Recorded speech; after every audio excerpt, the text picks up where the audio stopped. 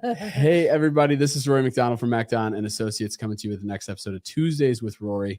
I've got EXP family in the room. Going to be talking through a little bit of what's going on in the real estate market right now. There's big changes happening that we're going to be getting into. But without further ado, I'm going to kind of let you intro yourself. What do you got here? Well, I'm Kim Agemy, and yes, we are EXP family. So I enjoy the conversation we have even before we get started. So lots of fun. I've been in real estate for about 27 years. Started out, I started when I was 5.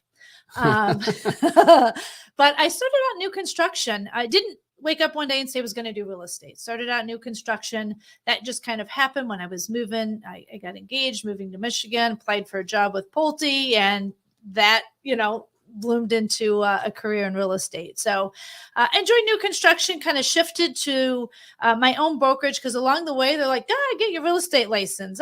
Get your broker license. I'm like, well, okay. I didn't know what that was going to lead to. But as I was raising my family, I have 3 kids. I've got 2 in college and 1 is grown and married, and I have 2 grandkids. Yes, I still started when I was 5. I got to a point where my family was very important to me. Kids were important to me. So I was award-winning, top sales agent, but I also wanted to balance my family.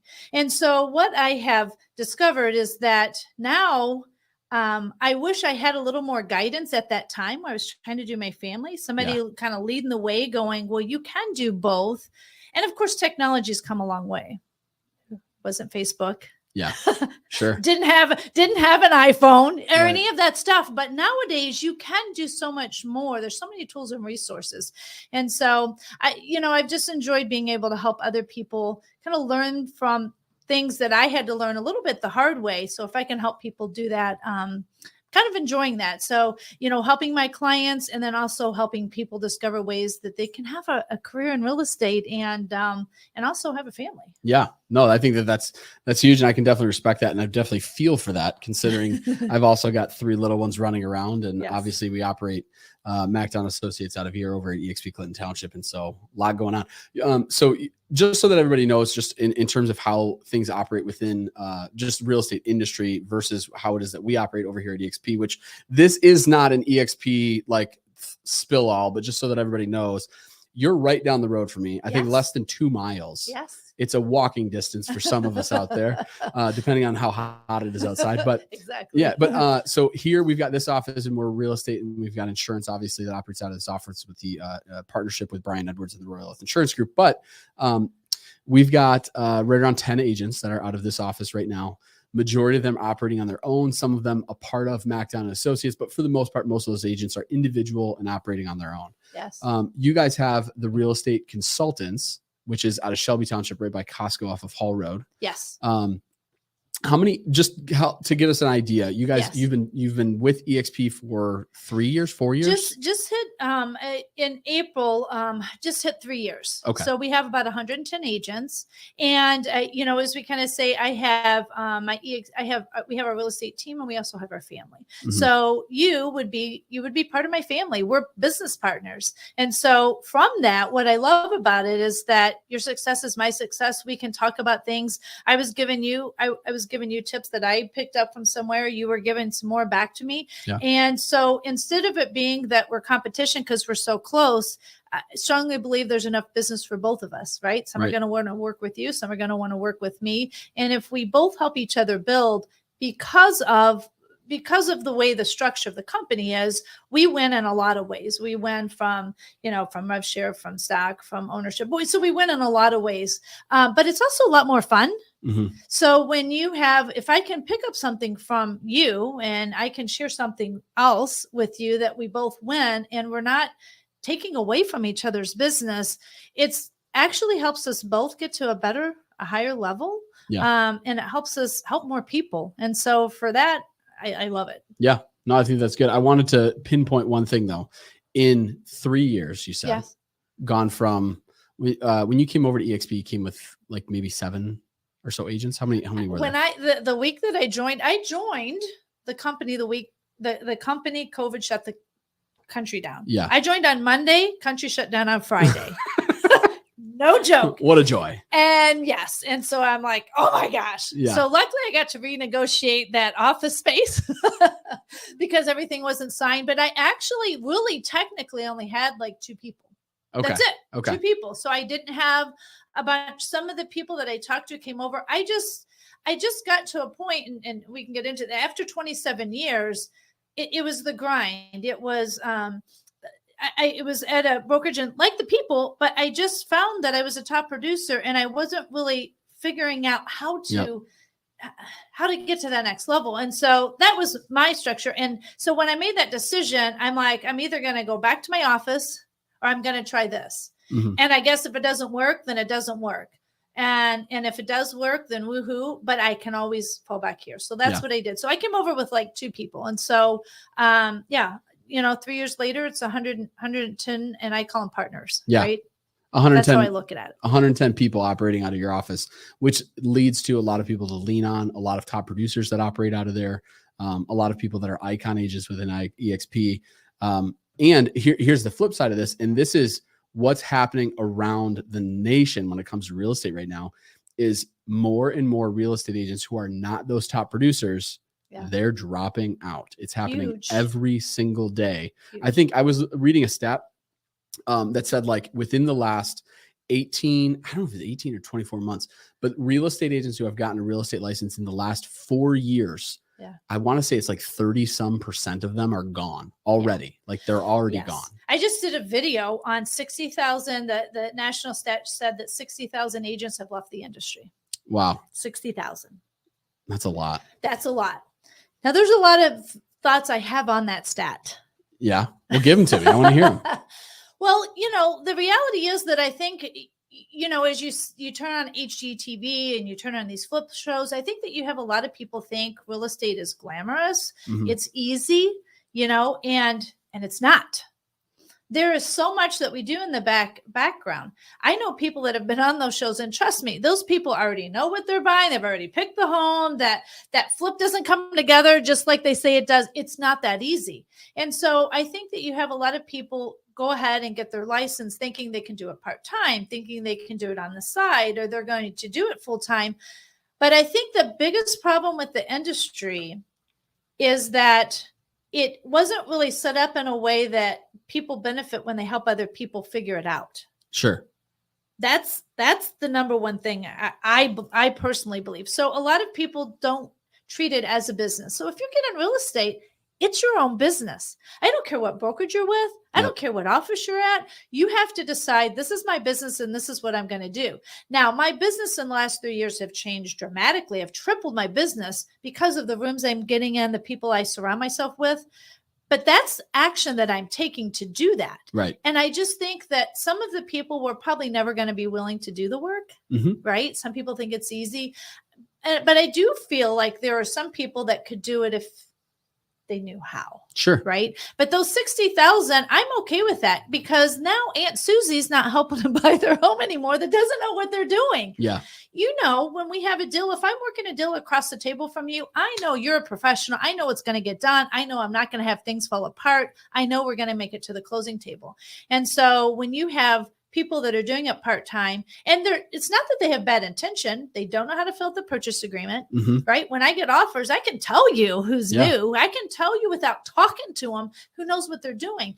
And so I think that it also devalues our profession and the value that we can bring. So actually, I'm okay with 60,000 people leaving the industry, because I would rather elevate the profession and people see that there is value. Your home is your biggest investment. Oh, yeah. Yep. So 100%. So what it is that's happening, just to give people a little bit of context behind this too, is the real estate market. Obviously, interest rates are absolutely insane right now. The local mortgage company they saw open up in the last 4 years that's down the road from your house, it's gone. Buildings closed. Like, that's happening. And a lot of this is revolving around interest rates. Interest rates are 7.5. I've seen them in some instances as high as high 7s, low 8s. For these interest rates. And that is putting people in a position where they're going, why would I move? I just bought this house. I've lived in this home forever. and we refinanced during everything happening with COVID, we have a 2.1% interest rate on a 30-year mortgage. Why would we ever leave? Yes, we might need some different things to happen within the home, or we can deal with this for the time being. Like, that's what's leading to a lot of people going, no, I'm not moving. No, I'm not putting my house on the market, which is why the inventory is at an all-time low, even in the midst of COVID market. It is at an all-time low. When that kind of stuff happens, you have low inventory. You don't have as many homes to sell. Real estate agents, we only get paid if we sell a home. And if there's not that many homes to sell, you're not selling that many homes. Naturally, you end up having to find a 9 to 5 or whatever it might be as a means of being able to pay the bills. And there's nothing wrong with that. We want to be very clear. Like, you have to provide for your family. That's good. You should. It makes total sense. But speaking to those out there who are going, no, my intent in getting a real estate license was to create a career in this. Yes. A lot of it is being surrounded and being with the people who, like you were saying, being in the right rooms with the right people. And we've had people here even too, like within MacDon, that have come on and been a part of our team in the past. And they said, hey, I want to go and I want to do this somewhere else. I don't care. Like, I really don't. Go out. I'd rather cheer you on rather than like cross my fingers that you stay with me forever. Like, go out and do great things. And I will cheer you on and give you high fives of you as you do it. Go make it happen. But there's also people who are part of this and didn't put in all that work and all that energy and all that time and all that effort. And I mean, it's a big, long list of things that you need to do. And when you don't do those things, you do not reap the rewards. It's just a reality. I was listening to Grant Cardone the other day, his podcast, which those of you who don't know, go listen to Grant Cardone, excellent real estate investor out of, I think he's out of Florida. But anyways, one of the things that he said is real estate is a contact sport. It is a contact sport, meaning it doesn't matter if you're not good at selling stuff. It doesn't matter if you're not persuasive. It doesn't matter if you're, you can't stand wearing a 3-piece suit like me. Like, it is a contact sport. The number of people that you talk to is a direct correlation to the number of people that you will help and the number of homes that you will sell. 1,000%. And I think that some of those people that got out of the industry was because there for a while, when there was low inventory, right, and interest rates were lower, homes were selling quickly. And so people were having success. But as the interest rates increase, right, and the inventory becomes lower, you have agents that's when you really need to increase your skills, increase your knowledge, because you have to add value. So when I have a client and I go into multiple offer situation, I win more than I lose on getting my offer accepted over the others, because I'm an expert, because I've learned skills that are going to help me do that. So the agents that were for so long having success because the market was hot are now finding that they're not. But instead of getting out, for the people that really want to stay in it, you have to decide, am I getting out because this isn't for me? Or am I doing the right things to elevate what makes me stand out? They say the average person knows 13 real estate agents. Is that true? 13? That's the stat I've heard. So if you know, why should they choose you? And even people with family. My brother didn't use me. Well, did you give your brother a reason that they should choose you over somebody else? You've got to elevate your knowledge and your skills, and you've got to be able to show what makes you different. Yeah. Which is one of the things that you guys are doing. I got a lot of respect for what it is you're doing. It's, I always say it wrong. It's Cambria. Cambria. So Cambria Hotel is a hotel, correct? Yeah. We did it at the hotel because we have our office, EXP Shelby. It's Realty Consultants, brokered by EXP. It's right by Costco. If you ride by, you'll see me in the window. You can wave. Feel free to stop by. But we do our events at the Cambria because what I was doing is I was looking to bring in knowledge. And so we started out, it was called Knowledge is Power.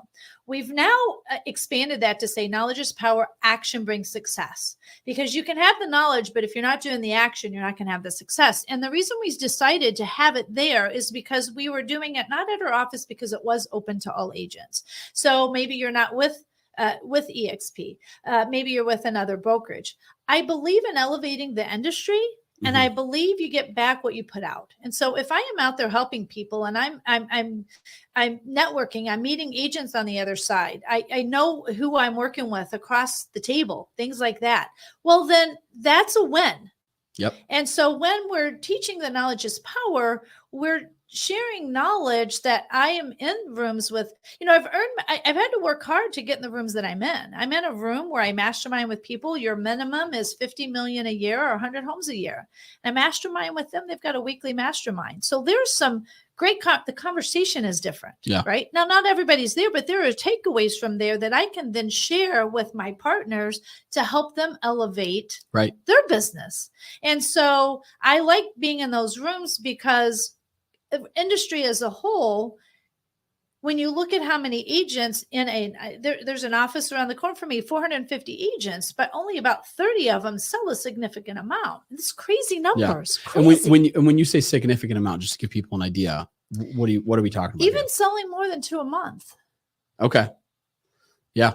I mean, well, significant. When you say significant, those 30 agents that are doing, the significant, the majority of the business. To more than 2 a month. And I haven't looked recently, but you go over to a month, then it's only, the top, 5 or 6 are doing some great numbers. But and to me, it's staggering in our industry that many people are licensed, but the percentage of those that have success are so small compared to how many are licensed. Yeah. To me, that's where I say something's broken, right? And that's where you have to decide, this is my business, and what am I going to do to elevate myself? I would say that the people I surround myself with has given me kind of, they've given me knowledge. So they've been able to help me do things to help my system. Because you get to a point where you can only sell so many homes and not have a life. Sure. Right. So you've got to have some of those systems, some of those things that can help you. But then you get to a point to where, so some of the systems in that help, but they also sometimes give you the realization that you can do it. Mm-hmm. Sometimes it's that push, right? Yeah. So I had a big event, Ditch the Hills, Wear the Sneakers in last April. And it was a women's event, sold it out. And I was terrified to do it. So here's the thing. I was terrified. People see me and think, oh, Kim, you do these events and all that. No, I was terrified. And Kurt is one of my business partners. He gave me the push that I needed to do it. I was still terrified. I did it. And afterwards, I'm like, holy cow, that was my favorite event that I've ever done. Yeah. That was and I did it. So I said yesterday, we had a Knowledge is Power yesterday. I told people, I had the same abilities, the abilities I have today. I had those 3 years ago, but I had to hone my abilities. I had to learn, I had to sharpen them. And then I also had to have the courage. Yeah. Right. And so some of it's the courage. We get in our own way a lot as far as being afraid to take the step. Sure. So no, I think that's real. To give everybody, again, going back to this, like I don't want to say the average real estate agency, but the average real estate agent does, it might be 5 deals a year. Yeah. Like that's the average real estate agent. Right. It might be 5. Yes. And so when we talk about like heavy hitters, people who are doing, significant amount of business, we're talking people who are doing maybe 2 a month. Like it's not, it's the heavy hitters in this industry, the big names in this industry. It's not a ridiculous amount at any given individual office. And I'm in the room with people doing 1,000 a year, 700 a year. And so I'm learning from them. How did they get there? Right. But they're still helping agents try to figure out. So a lot of agents, I one of the things I put out is the 5-5-5 method, right? If you can have 5 conversations, 5 days a week, conversations. So make 15 calls a day. But out of that, have 5 conversations. If you do it 5 days a week, it means you get 2 days off a week and take off 4 weeks a year. And I break down whether, even if you're new and your conversion rate's 3%, a higher producer will be 10%. But if your conversion rate's 3%, you're having 1,200 conversations, 3%. I went with the low commission of $5,000. You can make $90,000. Yeah. Now people will say, I will do that for $90,000.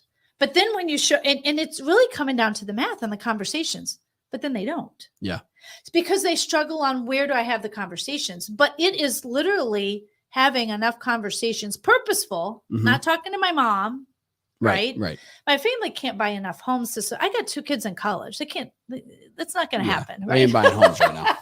No. So, but yeah, so I think in the industry and, something else that's coming up, that's a thing on the horizon, and we'll have to see how it goes, is they're saying they may structure where sellers don't have to pay a buyer's agent. Yeah. That's a huge piece, huge change. That is going to be significant and really have a change on our industry that it will be interesting to see how the other things that come from that. Yep. Yeah. And for any real estate agents who are listening to this right now, what we're talking about is, I don't know where it was that it happened, but essentially, and this is how majority of other, not just there's other states. It's already in New York. It's in multiple states already this way. But if you go to the UK, Australia, basically name another country, real estate here in the United States operates a little differently. Yeah. So the average commission here in Michigan, the state of Michigan, is 6%. You list a house, it's a 6% commission. And in the case that I'm selling a house, here's my listing, I'm getting rid of it, and Kim here has a purchaser that she would like to bring to, I take my 6% commission and I cut it in half and I give her half of my commission as a means of, hey, you brought us a purchaser, you found us a buyer. Awesome. Good stuff. Thank you so much. Here's your compensation for doing so. Yeah. In agencies around the world, what happens is I'm going to list this home. I'm going to list it at 4%, let's say. I'm going to find you a purchaser, or 6%, whatever the amount is. It's all negotiable. I'm holding this commission now. I find a purchaser. I keep all of this commission. You bring me a purchaser, the exact same scenario. I don't give you anything. Your client pays you, which this is going to, in a lot of ways, I believe, eliminate the buyer's agent in Michigan completely, because there's not a need for you anymore. And especially majority of the purchasers right now, 50% of them are first-time home buyers. 50% of the purchasers right now in today's market are first-time home buyers. They barely have enough money to make the closing costs. Right. So now you're going to add another, let's say it's a $100,000 house. You're going to add another $3,000 worth of closing costs on top of them. God forbid it's a $400,000 house. Now it's 12 grand, So what's going to happen with these purchasers is they're going to go, I'd love to use you, Rory. I'd love to use you, buyer's agent, whoever it is, but I literally cannot afford you. I literally cannot afford to use you. I just consultatively ask you questions? And this is going to end up leading to more people. So we saw, 63,000 or whatever. How was 60,000. 60,000 people get out of the real estate market. Wait till that happens. You're going to see in droves people leaving. But I'm going to be honest with you, Kim, and I'm going to be honest with everybody here. I can't wait for it to happen. I can't wait. Because I look at that and I go, gosh, 70% of the stuff that I do is listings to begin with. Yeah. Get rid of the buyer's agent. Yeah. Let's get rid of them, because it's only going to open up and it's only going to increase the amount of business that I'm doing. And people who are in the industry right now, you got to be thinking through the lens of how am I going to use this to my benefit? What is it that I need to do within my business to prepare for this? Yeah. Because the rest of the world is already this way. Yeah. It is going to change here, and it's only a matter of time. They're already doing this in New York. They do this in Hawaii, and I believe Texas is the same way too. I think there's 5 or 6 states they named. I don't know them off the top of my head, but there's already a number of states doing it. So it's in legislation right now. So we'll see what happens with that. But buyers are already dealing right now with, there's low inventory. So you're coming into a situation where you're having to make a competitive offer where you're going over asking. You have a higher interest rate. They're offering appraisal guarantees. Mm-hmm. Right. Yep. And then you got to throw in a commission on top of that. And like you said, they may love you and think you're the best thing in the world, but if they literally cannot afford you. So I don't know if you're going to end up with some buyer agents doing flat fees and things like that. I think you'll probably have a lot of people weed out, but there's also some additional things that are going to come off of that, that I think you have to think through. And I was having a great conversation lunch today about it. I mean, because right now, and I always look at it as the seller actually pays that commission, but the buyer is also paying what they're paying for the home is including, right? Yeah. Being that covering that commission being paid, right? And so, but you have that appraisal value where they've got to be able to find it. So the appraisal value has to be there. An agent just told me she had one of her appraisals that came in low, and the appraiser reduced the value of the home by 3% because he said there wasn't a buyer's agent. I have not seen that. Yeah, she had said, I'm like, that is crazy. So it's going to change the industry, but that's why, as an agent, is this going to be your business? What are you going to do to pivot? A lot of agents, I've had agents partner with me, and they're like, had somebody join me and she's like, I don't want to do this listing because I don't know what I'm doing. And she was with somebody else, and they had kind of just taken it and given her a small fee. I'm like, no, I'm not taking any part of your commission. I'm going to teach you how to do this. Yeah. I taught her how to do the listing, and she walked away. Now she knows that she needed the confidence. She already had the listing, right? Mm-hmm. It was somebody she knew. She already had the listing. I'm like, no, you got this, right? Yeah. So a lot of agents will start out in the industry as a buyer agent because it's easier. Yeah. Right. They don't have to go in and show their value. But if this changes as a buyer's agent, you're going to have to be able to defend your value, and you have to know what your value is that you bring to the table. No, that's true. And I say this to agents who come on here at EXP Clinton Township, and it's something that's rung in my ears with my real estate coach, with people that I've sat down with meetings that I've been to. If you list in this business, you last in this business. If you list you will last. It just is what it is. And it's okay if you're primarily a buyer's agent right now, but let this be a warning to all of you out there. Yes. Like, hey, it is time to shift. It is time to find your listings and being in a position where, you're not at risk for eliminating your entire income. Yeah. It's important to shift in that way. But you talked a little bit too. So being able to provide that value. So let's speak to not just those who are buyer's agents who feel like they need to now, readjust everything that they're doing within their business. But if you're a listing agent, or if you're just starting, or you've been in this for a while and now it's like a time to, hey, let me readjust. Are there tools out there that I can lean on? Are there things that I can do? You guys with the Cambria Hotel, what it is that you guys are doing and what your classes are doing with the Knowledge is Power University, which I'll have that rolling here in a second. Knowledge is Power University and what you guys are doing with your classes. Tell us a little bit about that. Tell us about what people can expect coming into that too. Yes. So we have an event called Knowledge is Power. It's the third Thursday every month. So if you connect with me on social, you're going to see it. We do have, so when we started this event, we didn't know what it was going to look like. We've been doing it for about 1.5 years now. So we've now created a website, Knowledge is Power University. And that is where we put a lot of resources. So when we had the event yesterday, what I was teaching was how to use AI to leverage your business and to grow it. So I was teaching how you can use AI to lead generate, how you can do for your listing presentations, how you can create. I think every agent that gets into the industry, you should have a buyer and a seller guide, right? And it should be branded to you. Yeah. Not your brokerage. It needs to be brand, because your clients use you for you because they know, like, and trust you, bottom line. So do you have that? Well, guess what? There are AI resources that can actually deliver that to you fairly quickly in your voice. You have to learn how to do it. So we were teaching, so again, who I surround myself with, I put myself in a room and he is teaching me all these things. In May, I did not have the ChatGPT app at all. Yeah. Now, I have utilized it. It created an ebook for my new construction. It's created, 5 things you should do before you sell your home. So it's created a lot of tools for me, and it's very efficient. So guess what?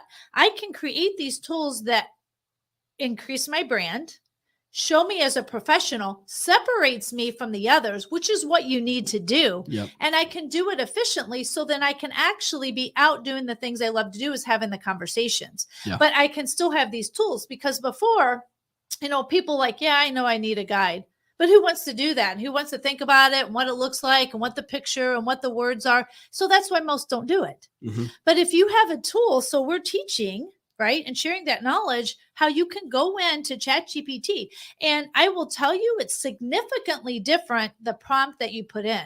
So if you're just playing around with it, I was playing around with it. My older son mentioned it, and he's like, this is going to impact college essays and all of these things. And I played around with it, and I was like, nah, I didn't have much success. And I'm like, this is kind of dumb. I don't know. Then when I had somebody explain and show me the power and the prompt that is this long, that is like, okay, write me a property description for a ranch home in New Baltimore that backs to the woods, that has 3 bedrooms, has a finished basement, blah, blah, blah. And I give all these details, and it spits out in like a few seconds, bam. I'm like, oh my God, that sounds really good. Yeah. I tweak it to make it my own, right? Mhm. Because I need to bring value, but it gives me a good foundation. So some of those things we get stuck on, like those guides, Mhm. right? I think you have to elevate your brand. I think you can use those resources. Now, I had somebody say to me at my age, you got to keep up with technology. Yeah, you got to keep up with technology. It's not going away. Right. So you have to find ways that you can bring value to your clients. You can build your brand. You can do it more easily. And you have to know, because your clients are going there. Sure. Yeah. It's just a matter of fact. I use it quite a bit too with Chat GPT when it comes to a lot of social media stuff. Quite honestly, like yes, like for example, like this podcast, I'm able to take this podcast and I'm able to find all of the get the entire script basically from this entire podcast, dump that into Chat GPT and say, hey, write me a YouTube description based off of the following script, and it gives me Kim Agemy of the Real Estate Consultants of EXP Realty came over to Rory McDonald, and it gives me a very quick little synopsis. And then underneath that, and this is the most beautiful thing about it, I can take this video, I can put it on YouTube or on Facebook, and I can say, take this description now, give me a tweetable sized tweet that I can send out, and I can attach this link. So it's like, it's the equivalent. I don't want to say it's the equivalent. That's not the right word, but take your time and the energy and all the stuff that you're going to put into doing these descriptions and all these different things, and just trim that down, not as a means of going like, hey, I just don't want to do this work, or I'm being lazy. No. Quite honestly, it just comes down to that time that I'm dedicating, the hour or whatever it is, to editing a video, writing up a description, writing up a tweet, copying and pasting all this stuff into Instagram, posting it. Like, that might take me 20 minutes. And it doesn't sound like a ton of time, but it's 20 minutes that I could follow up with my clients, give them a phone call and say, hey, we're almost done. I'm waiting for the clear to close. Or I'm reaching out to another seller who's struggling to sell their home right now as a for sale by owner, for example, and saying, hey, here I am.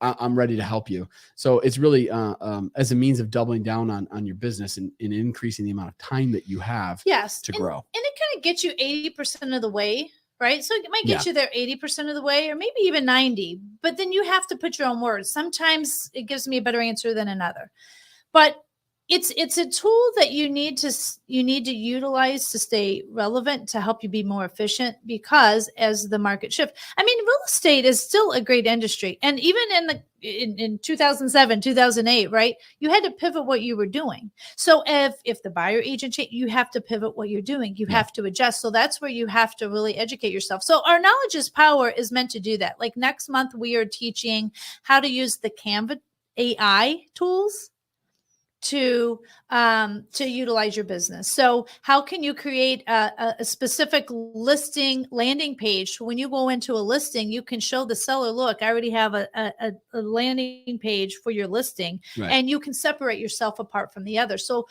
those just happen to be our last two topics. We're always looking at people bringing us topics. Last month, I brought in two agents, Jessica Bellinger and Colleen Levitt. They're both with different brokerages, because I don't want to limit myself, because again, the conversation, I'm about elevating all of us. So they came in and they talked about what they're doing, and they're all about relationships. Colleen talked about she's got 35 deals because of the Foaling League she joined, right? So, Jessica's a big believer, and she makes a lot of connections and joins a lot of things she's interested in, but she's purposeful in how she makes those connections. So you just have to evolve. Those are different things we do. So if you're interested, if you go to the Knowledge is Power University, if you follow me on social, you'll see when we have our events. They're Thursday every month. But we're trying to and bring a friend. We're just trying to elevate, trying to share knowledge. Like I said, in May, I didn't have Chat GPT, and now I taught a class on it yesterday. So I just went all in and learned it because of who I surround myself with. I don't want to try to figure it out. Yeah. I can learn from people that have it figured out, and it takes me from 0 to 100 much quicker. Yeah, I can definitely understand that and definitely respect it. And I'm super thankful for all of those of you who are watching right now. KnowledgeIsPowerUniversity.com. Scrolling across the screen. You don't even need to go to the Facebook page and search for Kim Agemy. It's right there. You can jump on that and learn about what it is that they're doing. with knowledge is power. And some of the classes you guys have coming up, I'm sure it's on that website for people to be able to yes. get some more information and stuff like that too. So super thankful for you being able to come all the way down just south of Hall Road, come to the studio and be a part of the Tuesdays with Roy podcast. Super thankful for it and super thankful for having you in. Yeah, I appreciate you extending the hand and having me on. I love seeing what you're doing. I love your podcast, and you're all about building the community, and you have people in different industries in that. So I actually love seeing that. So so thank you for having me. Absolutely. Absolutely. Thankful for you all too. Thank you for tuning in today's episode. We'll catch you next time on Tuesdays with Roy. But besides that, you